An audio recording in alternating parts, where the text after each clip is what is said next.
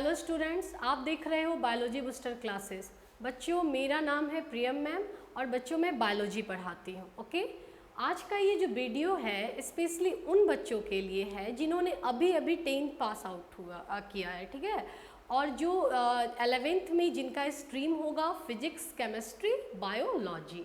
Okay, biology के किसी chapter को पढ़ाने से पहले मैं चाहती हूँ कि आपके माइंड में कॉन्सेप्ट सेट हो जाए कि 11th में आपको क्या क्या पढ़ने हैं। मीन्स कि मैं पहले एक बार सिलेबस डिस्कस करना चाहती हूँ, ठीक है। तो अगर सिलेबस की हम बात करते हैं तो अभी का जो पीरियड चल रहा है सिलेबस को लेके वहाँ बहुत सारे कंट्रोवर्सी आ रहा है। Controversy in the sense of कि बहुत बच्चों का ऐसा मानना है कि पहले हमें जितने चैप्टर्स पढ़ने थे उनमें से बहुत सारे चैप्टर्स अभी रिड्यूस कर दिए गए हैं, है ना। तो बाबू ऐसा नहीं है, चैप्टर्स रिड्यूस नहीं किए गए हैं, रिड्यूस किए गए हैं चैप्टर्स के कुछ टॉपिक को। मेरी बात को समझ पा रहे हो?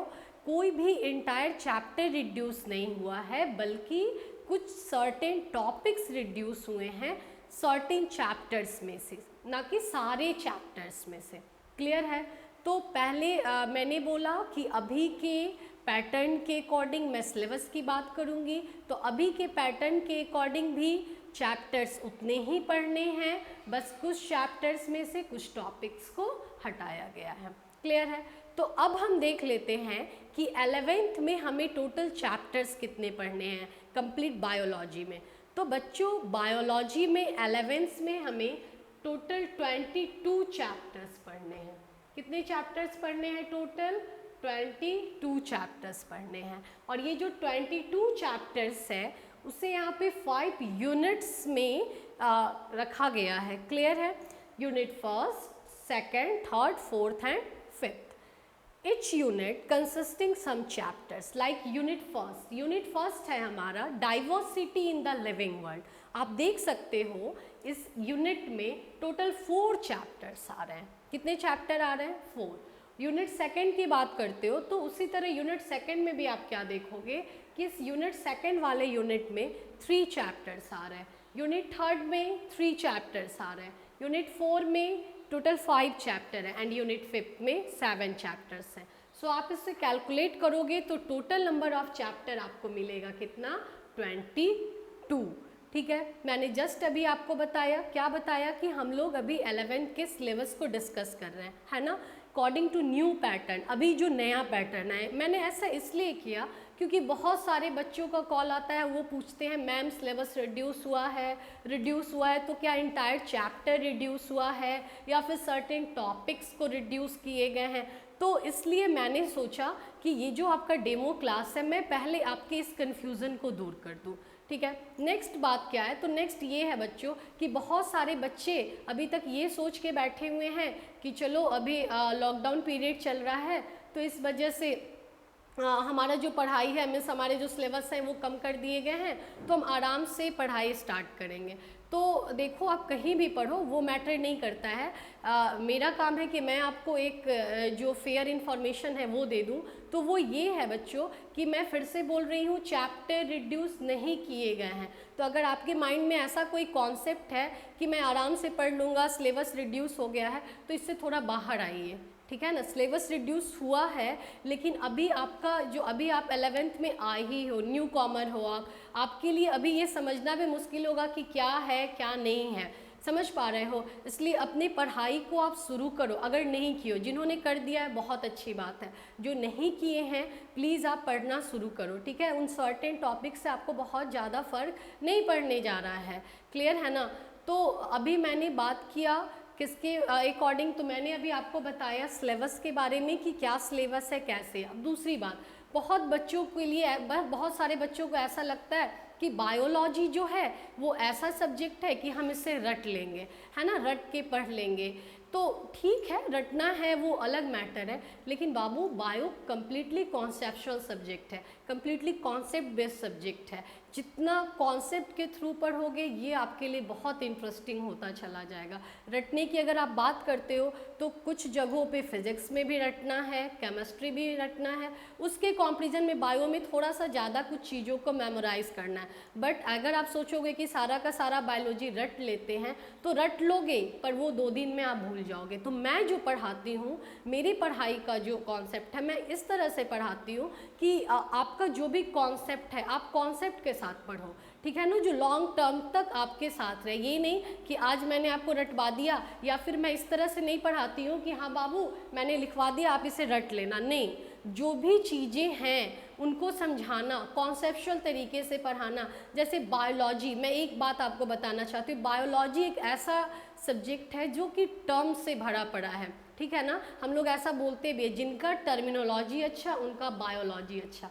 हर कुछ में टर्म छुपा हुआ है, टर्म को तोड़ना, ये सब इस तरह से। जैसे अभी हम टर्म ही यूज़ कर रहे हैं, हम लोग कौन सा सब्जेक्ट पढ़ रहे हैं, हमारा सब्जेक्ट है क्या, बायोलॉजी, है ना। अब इस बायोलॉजी को ही हम दो टर्म में यहाँ पे डिवाइड करेंगे, one is BIOS and another is logy. Okay, BIOS, BIOS का क्या मतलब होता है, बायोस का मतलब होता है लिविंग, एंड लॉजी का मतलब होता है टू स्टडी। मीन्स वैसा सब्जेक्ट जिसमें कि हम लिविंग थिंग की स्टडी करते हैं वो क्या कहलाता है, बायोलॉजी कहलाता है। बात को समझ पा रहे हो। ऐसे बहुत सारा टर्म आएगा, एक टर्म आएगा cytology, cytos, cytos means cell, logy means to study. Means वैसा सब्जेक्ट जहाँ पे हम क्या पढ़ रहे हैं, ऐसा सेक्शन जहाँ पे हम सेल की स्टडी करते हैं वो क्या कहलाता है, साइटोलॉजी। तो मैंने बस एक एग्जाम्पल देके यहाँ समझाया आपको, ठीक है। बायोलॉजी बहुत ही इंटरेस्टिंग सब्जेक्ट है, अगर आप इसको समझ के पढ़ते हो आपको कहीं प्रॉब्लम नहीं आने वाला है, कंप्लीट कॉन्सेप्चुअल है, ठीक है। अब मैं आपको ये बताती हूँ कि अब बात आती है कि मैम आप जो हैं आप मीन्स कौन सा चैप्टर स्टार्ट करती हैं। बहुत बच्चों का कहना है कि इनिशियल स्टेज में बायो मुझे बहुत टफ लग रहा है, 9th में कुछ और सोचा था, यहाँ आके देख रहे हैं तो बायोलॉजी कुछ और है, बहुत टफ है। नहीं बाबू, बायोलॉजी वैसा टफ नहीं है। मैंने शुरू से बोला, अगर आपको कोई ढंग से समझाता है, कॉन्सेप्चुअल तरीके से समझाता है, बहुत ही इंटरेस्टिंग है, ठीक है। यही रीज़न है कि मैं सबसे पहले यूनिट 3 पढ़ाती हूँ। क्लियर है, यूनिट 1, 2, 3, 4, 5 सब मैं ही पढ़ाती हूँ, लेकिन फर्स्टली मैं चूज़ करती हूँ यूनिट 3 को। क्यों करती हूँ, क्योंकि ये जो यूनिट है ना बाबू, सेल स्ट्रक्चर एंड फंक्शन, इस यूनिट में 3 चैप्टर्स आते हैं। चैप्टर्स का नाम आप देख लो, cell the unit of life, biomolecule, cell cycle and cell division. ये तीनों के तीनों बहुत ही फंडामेंटल चैप्टर्स हैं, बेसिक चैप्टर्स हैं।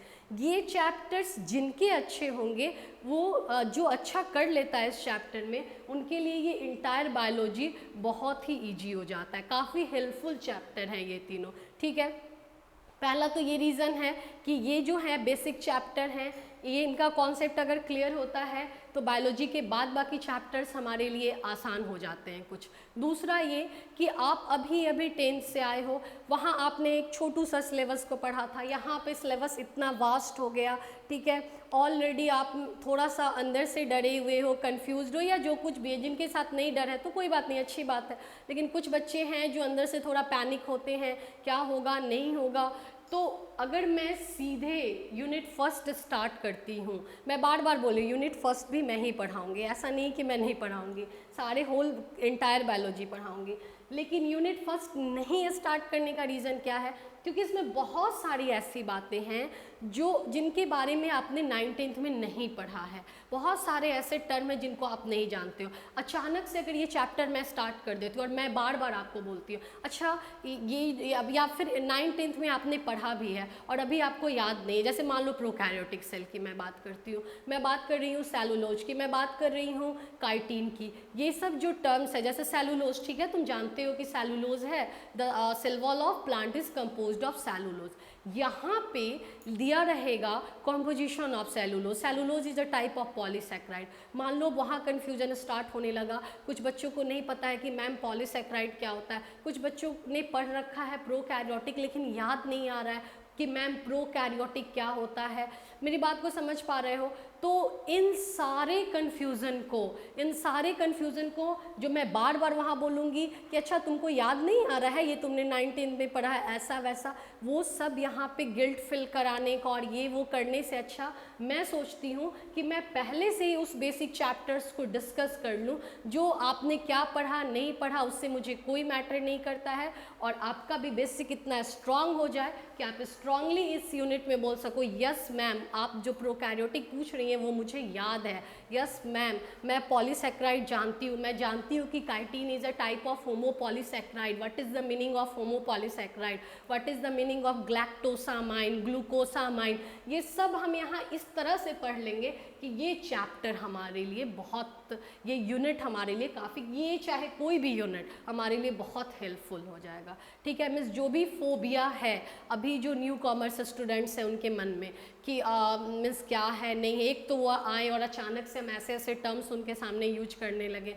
तो फिर उनके लिए कन्फ्यूज़न क्रिएट होने लगता है। सबसे बड़ी बात है लैक ऑफ इंटरेस्ट, वहाँ से स्टार्ट हो जाता है, धीरे धीरे हमारा इंटरेस्ट खत्म होने लगा। हम बहुत खुश थे, अरे हमको बायोलॉजी लेना है, बायोलॉजी लेना है, यहाँ पे आए तो एकदम शुरू हो गया ऐसा ऐसा टर्म, ऐसी ऐसी बातें जो लग रहा है कुछ हवा ही नहीं लग रहा है, क्या हो रहा है नहीं हो रहा है। तो इन सारी बातों को ध्यान में रखते हुए जब से मैं पढ़ाती हूँ, मेरा जो एक्सपीरियंस बोलता है, मैं हमेशा से यूनिट 3 को स्टार्ट करती हूँ और मैं बार बार एक बात को बोलती हूँ, ये कंप्लीट बायोलॉजी मैं ही पढ़ाती हूँ, लेकिन यूनिट 3 स्टार्ट करने के पीछे फर्स्ट रीज़न तो ये है कि ये काफ़ी इसमें सारे फंडामेंटल चैप्टर्स हैं जिनके पढ़ने की वजह से आपका बाद बाकी बायोलॉजी का चैप्टर ईजी हो जाएगा। दूसरा रीज़न ये है जो अभी नए स्टूडेंट्स आए हैं जो बायोलॉजी के बारे में, जिन्हें बहुत ज़्यादा ये 11th ये सब के बारे में अभी पता नहीं है, और धीरे धीरे बस अगर उनके साथ वैसा किया जाए, बहुत अजीब अजीब टर्म्स अजीब चैप्टर स्टार्ट कर दिए जाए तो लैक ऑफ इंटरेस्ट उनका कहीं ना स्टार्ट हो जाए। तो इन सब बातों को ध्यान देते हुए इंटरेस्टिंग बनाने के लिए सबसे पहले मैं इसी यूनिट को चूज़ करती हूँ। ओके, बाद बाकी पढ़ना तो आपको है, और अब कुछ लोग होते हैं, कुछ टीचर हैं जो कॉन्सेप्ट पे ज़्यादा फोकस करते हैं, तो मैं उन टीचर्स में से हूँ। ओके, आप पढ़ोगे आपको खुद समझ में आएगा, मैं खुद अपने बारे में क्या आपको बताऊँगी कि कॉन्सेप्ट ही मेरा मेन फोकस होता है। दूसरी बात कि मैं कॉम्पिटिटिव लेवल का भी पढ़ाती हूँ और बोर्ड लेवल का भी पढ़ाती हूँ। मीन्स ऐसा नहीं कि बोर्ड लेवल कुछ अलग है और कॉम्पिटिटिव लेवल कुछ अलग है। जैसे मैं मान लो मैं cell the unit of life chapter number 8 start कर रही हूँ, क्लियर है। चैप्टर नंबर 8 में करवा रही हूँ, साथ में क्वेश्चन करवाते चली जा रही हूँ। क्वेश्चन करवा रही हूँ कौन सा, जो नेट में पूछा हुआ क्वेश्चन है या जो नेट के लेवल का क्वेश्चन है, आप बनाओगे वो क्वेश्चन आपसे बन रहा है, मतलब ऑब्वियसली ये ऑटोमेटिकली आपका जो एनर्जी है वो यहाँ पे बूस्टअप हो जाएगा, इंटरेस्ट जो है वहाँ पे इन्हांस हो जाएगा कि वाह मैंने नेट लेवल के क्वेश्चन को सॉल्व कर लिया, वो भी ये मेरा फर्स्ट चैप्टर था मैंने आराम से बना लिया। तो ऐसा नहीं कि फर्स्ट चैप्टर में, हर चैप्टर के साथ मैं चैप्टर कराते रहती हूँ और बीच में क्वेश्चन भी करवाते रहती हूँ, जो आपके अंदर का जो कॉन्फिडेंस है वो एकदम बना हुआ रहे और आप एकदम अपने आप को मोटिवेट फील करो कि हाँ मैं भी कर सकता हूँ। ठीक है, और मेरी यही कोशिश है कि बहुत बच्चे जो हैं इनका ये मानना है कि मैं एलन जाऊंगा फिर मेरा सिलेक्शन होगा नेट में या फिर आकाश या फिर कहीं भी। तो मैं ये नहीं कहता हूँ कि वो सारे इंस्टीट्यूट बुरे हैं, सारे इंस्टीट्यूट अच्छे हैं, ना ही कोई टीचर बुरे होते हैं ना ही इंस्टीट्यूट बुरा है, लेकिन हमारी कोशिश यही है कि हाजीपुर जैसे छोटे शहर में भी आपको ऐसा फैसिलिटी दिया जाए कि जो आपके लिए काफ़ी, आपके पढ़ाई के लिए काफ़ी हेल्पफुल हो।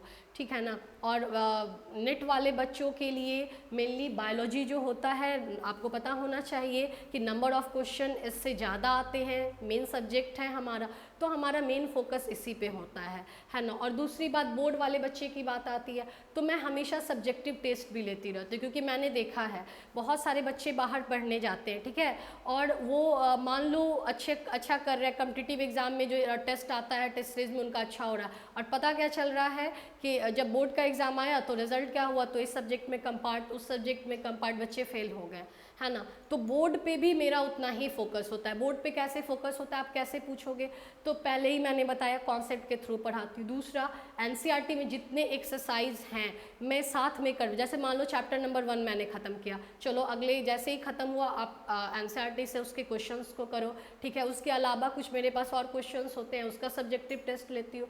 तो ये सब के साथ साथ आपको पूरा का पूरा जो एक स्पेशल स्ट्रैटेजी होता है उसके साथ मैंने क्लास को स्टार्ट किया है। मेरी यही कोशिश है कि जितना बेहतर हो सके बच्चों का परफॉर्मेंस, और उसके लिए मैं जितना हेल्प कर सकूं मैं करूं। तो यही बात था, आज का जो इंट्रोडक्शन क्लास था वो बेसिकली उसमें हम लोगों ने यही सारी बातें की। अब जो हमारा नेक्स्ट क्लास होगा उसमें मैं चैप्टर स्टार्ट करूंगी, chapter number 8, cell the unit of life. Okay, thank you.